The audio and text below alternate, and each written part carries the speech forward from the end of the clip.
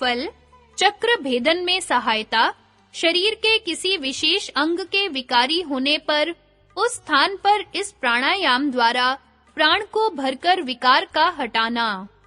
दूसरा, सूर्य भेदी कुंभक। बलपूर्वक सूर्य नाड़ी अर्थात दाहिने नासिका पुट से धीरे-धीरे आवाज के साथ पूरक करें। बलपूर्वक जब तक वायु को रोक सके कुंभक करें। इसके पश्चात चंद्र नाड़ी अर्थात वाम नासिका पुट से धैर्य के साथ आवाज करते हुए वेग पूर्वक रेचक करें। यह एक प्राणायाम हुआ। आरंभ में इस प्रकार 5 प्राणायाम करें। शनैः-शनैः शक्ति के अनुसार संख्या बढ़ाते जाएं। इस प्राणायाम में पुनः-पुनः केवल सूर्य नाड़ी से ही पूरक और वाम नाड़ी से ही रेचक किया जाए।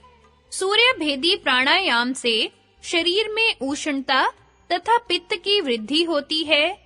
वात और कफ से उत्पन्न होने वाले रोग, रक्त दोष, त्वचा दोष, उदर कृमि आदि नष्ट होते हैं। जठर अग्नि बढ़ती है और कुंडलिनी शक्ति के जागरण करने में सहायता मिलती है। इस प्राणायाम का अभ्यास गर्मी के दिनों में तथा पित्त प्रधान प्रकृति वाले पुरुषों के लिए हितकर नहीं है। चंद्र भेदी प्राणायाम सूर्य भेदी प्राणायाम से बिल्कुल उल्टा अर्थात चंद्र स्वर से पूरक और सूर्य स्वर से रेचक करने से चंद्र भेदी प्राणायाम होता है।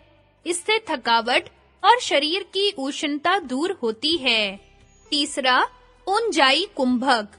मुख को किसी कदर झुकाकर कंठ से हृदय पर्यंत शब्द करते हुए दोनों नासिका पुट से शनैः-शनैः पूरक करें।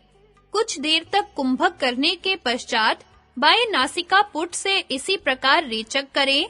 यह एक प्राणायाम हुआ। इस प्राणायाम में कुंभक, पूरक और रेचक स्वल्प परिमाण में किए जाते हैं। कुंभक में वायु हृदय से नीचे नहीं जाना चाहिए। रेचक में जितना हो सके शनैः-शनैः वायु को विरेचन करना चाहिए। इसमें पूरक में नासिका छिद्र द्वारा वायु को बाहर से खींचकर मुख में, मुख से कंठ में और कंठ से ले जाकर हृदय में धारण किया जाता है। फिर यथाक्रम रेचक में हृदय से कंठ में, कंठ से मुख में और मुख से वायु को बाहर निकाला जाता है। 5 से आरंभ करके शनैः-शनैः यथाशक्ति संख्या बढ़ाते जाएं। फल, कफ प्रकोप, उदर रोग, आमवात, मंदाग्नि, पलीहा आदि का दूर होना, अग्नि का प्रदीप्त होना एवं कंठ, मुख और फेफड़ों की स्वच्छता। दीर्घ सूत्री उंजाई। इसमें कंठ की सहायता से लंबी, दीर्घ और हल्की आवाज उत्पन्न करते हुए मन की एकाग्रता के लिए केवल पूरक रेचक किया जाता है। चौथा, शीतली कुंभक। काक के चोंच की आकृति में जिह्वा को ओष्ठ से बाहर निकालकर वायु को शनैः-शनैः पूरक करें।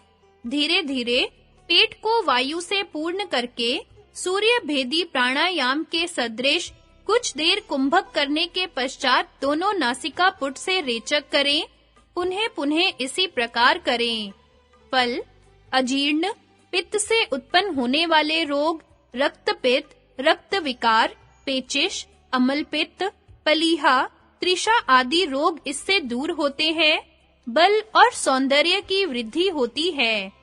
कफ प्रकृति वाले मनुष्यों के लिए तथा शीतकाल में इस प्राणायाम का अभ्यास हितकर नहीं है। निम्नलिखित प्राणायामों को शीतली के अंतर्गत समझना चाहिए।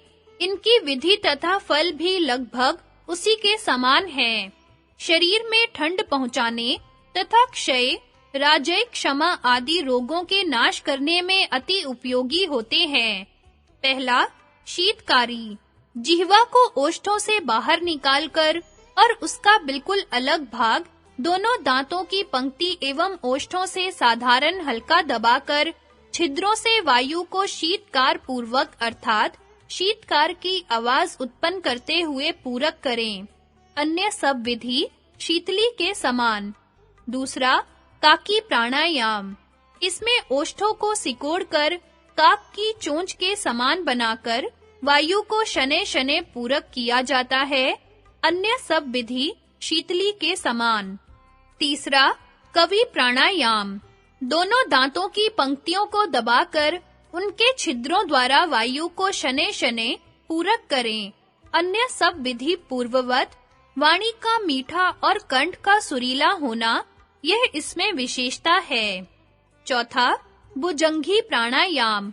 भुजंग के सदृश मुख को खोलकर वायु को पूरक करें। अन्य सब विधि पूर्ववत। इन प्राणायामों में कहीं-कहीं 5 बार केवल पूरक रेचक करने के पश्चात छठी बार कुंभक करना बतलाया है। पांचवा, भस्त्रिका कुंभक। भस्त्रिका प्राणायाम कई प्रकार से किया जाता है। इसके मुख्य 4 भेद हैं: मध्यम भस्त्रिका, वाम भस्त्रिका, दक्षिण भस्त्रिका और अनुलोम विलोम भस्त्रिका। पहला, मध्यम भस्त्रिका। जैसे लुहार की धौंकनी से वायु भरी जाती है, इसी प्रकार दोनों नासिका पुट से वायु को आवाज के साथ धीमे-धीमे लंबा, दीर्घ और वेग पूर्वक मूलाधार तक पूरक करें। बिना कुंभक किए इसी प्रकार दोनों नासिका पुट से रेचक करें। इस प्रकार बिना आभ्यंतर और बाह्य कुंभक के 8 बार पूरक रेचक करके, 9वीं बार पूरक करके, यथाशक्ति कुंभक करके, 10वीं बार उसी प्रकार धीमे-धीमे दोनों नासिका पुट से रेचक करें। यह एक प्राणायाम हुआ। इस प्रकार 3 प्राणायाम करें। दूसरा, वाम भस्त्रिका। दक्षिण नासिका पुट को बंद करके उपर्युक्त रीति से वाम नासिका पुट से मूलाधार तक 8 बार पूरक रेचक करके, 9वीं बार पूरक करके यथाशक्ति कुंभक करें। तत्पश्चात उपर्युक्त विधि अनुसार दक्षिण नासिका पुट से धीमे-धीमे रेचक कर दें। यह एक प्राणायाम हुआ। तीसरा, दक्षिण भस्त्रिका।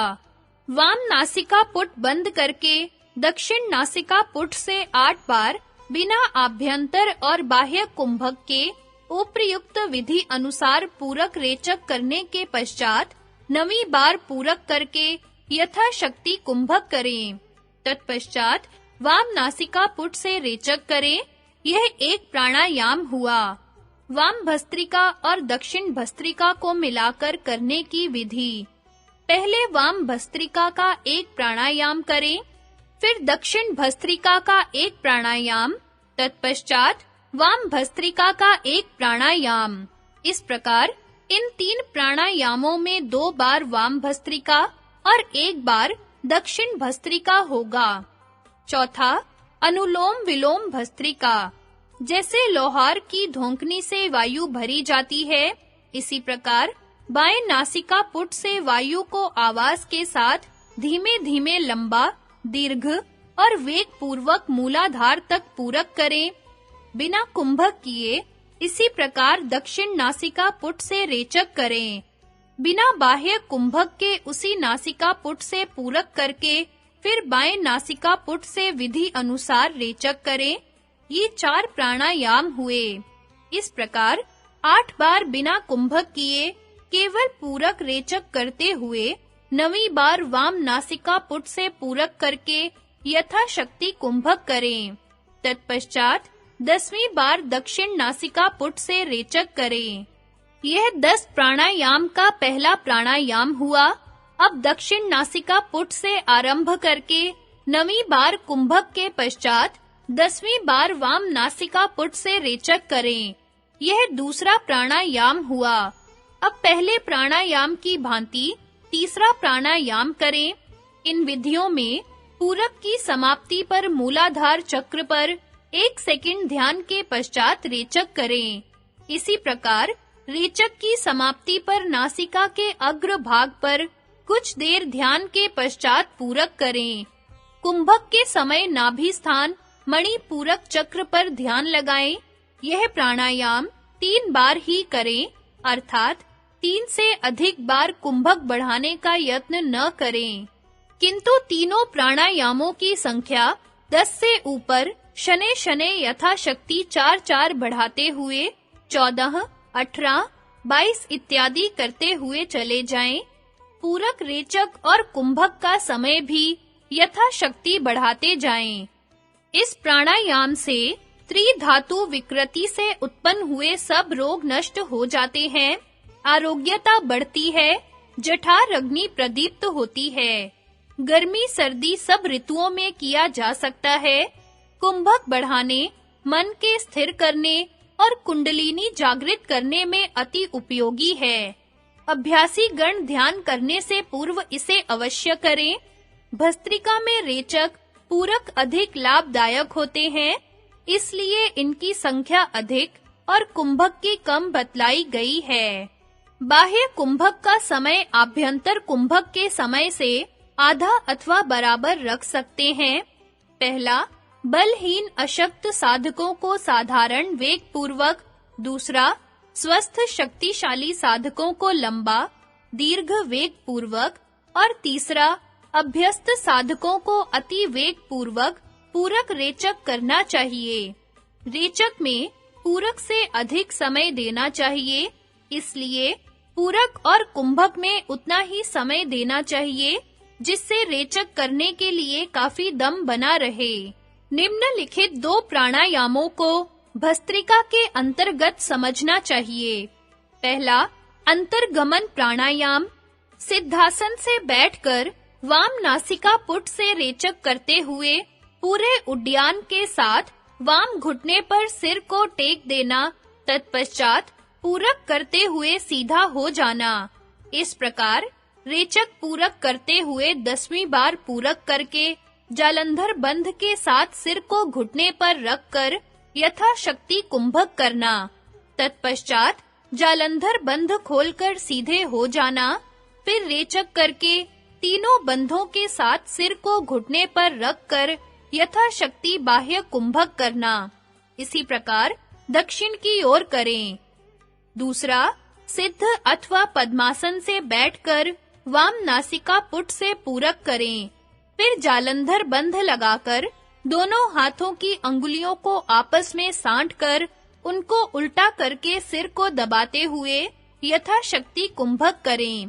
तत्पश्चात दोनों हाथों को सिर पर से हटाकर और जालंधर बंध खोलकर दक्षिण नासिका पुट से रेचक करें। इसी प्रकार कई बार करें। छठा, भ्रामरी कुंभक। इस प्राणायाम में पूरक और रेचक की विशेषता है। पूरक वेग से और भौरे के शब्द के सदृश शब्द युक्त होता है और रेचक भृंगी के सदृश मंद-मंद शब्द से युक्त होता है। रेचक का महत्व अधिक है, इसलिए इसका नाम भ्रामरी रखा गया है।